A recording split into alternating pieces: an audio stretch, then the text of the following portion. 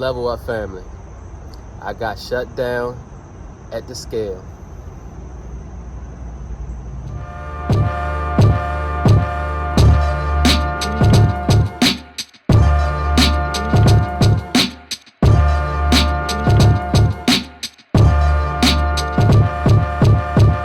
Level Up family, what's up? Back here with another video for you guys. Today's topic, man, I got shut down. I got my first overweight ticket, and I also failed my first inspection. I'm gonna get into that. I'm gonna tell y'all all the details. I'm gonna tell you everything, but it's nerve-wracking, you know? When you gotta go to the scale and you drive past and you see it say scale open, man. And then you gotta go on there, you know, you sit on the scale for about 5-10 seconds.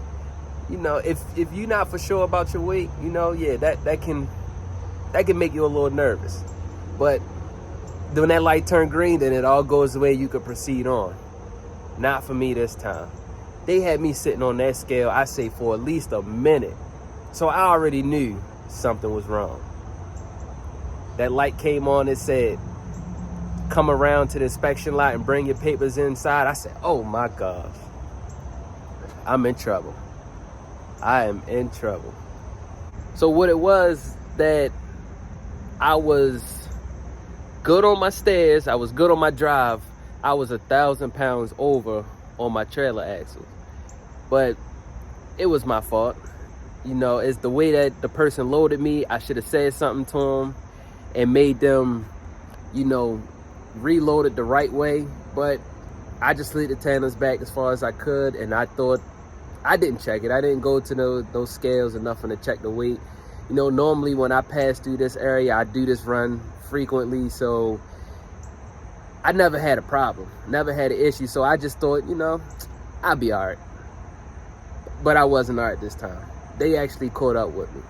And when they caught up with me, they hit me for some other stuff. So when I went through the scale, I was overweight, had to go to the inspection lot, and they did I want to say it was a level 2. They did the level 2, they checked my lights, made me pump the brakes and everything, made sure the indicators and all that stuff worked. So they did all of that, everything was good. But I failed on 2 parts. Well, for one, I already failed because I was overweight, but I failed on 2 parts. This was the first part. I failed because my airlines was bad. The way my airline was, it got tangled up, and on this part right here, my airline was just rubbing on and rubbing on and rubbing on it. So that made it frayed, and he shut me down because of that. Let me show you the airline. So this is the old airline, and where is it? Hold on. Here we go. Hold on, where it go? I just lost it. Here we go, right here. Focus. There we go. Boom. So that part, you know, it was plugged up and it was bent up some type of way that it was just rubbing. So I rubbed it down. He said that part was frayed, because you can start seeing the installation in it, and yeah, he put me out of service for that. But luckily, you know, that's why I say you always got to make sure y'all keep a spare. So I always wanted to change the airlines out, but being lazy, I never got around to changing them out. And now it made me change it out, because they shut me down and he said I couldn't move until, you know, I got that fixed. But another part that they said that I failed was, so I failed that because my airlines was frayed, and he said I don't have any clearance lights. Now I know I do my pre-trip every morning before I pull off, anytime before I pull off, and I look at my clearance lights. You can't see them right now. Let me turn them on. All right, so I went and turned them on so y'all can get a better view. Boom, there you go. So those are my clearance lights. What I thought. Those are not it. He said it's supposed to be 3 in the middle, one on each side. He's like, so you see that hole that's up there? Yeah, it's supposed to be a light in there. And it's another hole, but it's a cover in it. It's supposed to be a light in there. So it's supposed to be 5 lights up there. So I failed because I didn't have them 2 corner lights on there and of my airlines. So if you got a trailer like mine's and you only have those 3 lights in the corner and not, well, the 3 lights in the middle and no lights on the corner, you know, 9 times out of 10, if you go through a scale and you get pulled in and they do an inspection, you're going to fail. Well, it all, let me rephrase that. You might fail. It all depends on the officer, you know, that is giving you the test. You may got an officer that'll just tell you, okay, look, I'm gonna pass you, but you need to get clearance lights on the corners. I didn't have that type of person. I didn't have that person.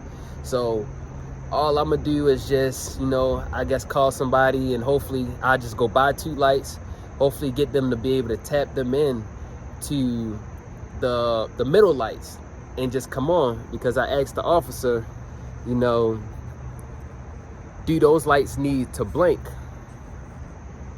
Do those lights need to blink with the blinkers? Because I know that I've seen some lights on trailers that, you know, the corner lights, they go with the turn signals. But he said no, not necessarily. They don't have to turn, they don't have to blink with the turn signals, but they just need to be on. So I don't know.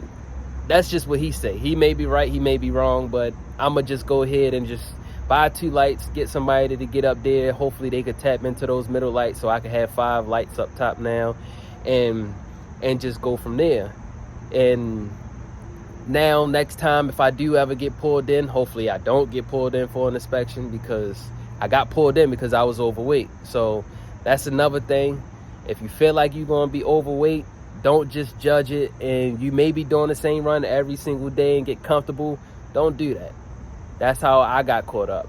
Luckily the ticket wasn't crazy. It was only $81, so it's nothing bad, but you know, that still puts a mark on your business now. So now I got an overweight ticket on my business, and now I have a failed inspection on my business.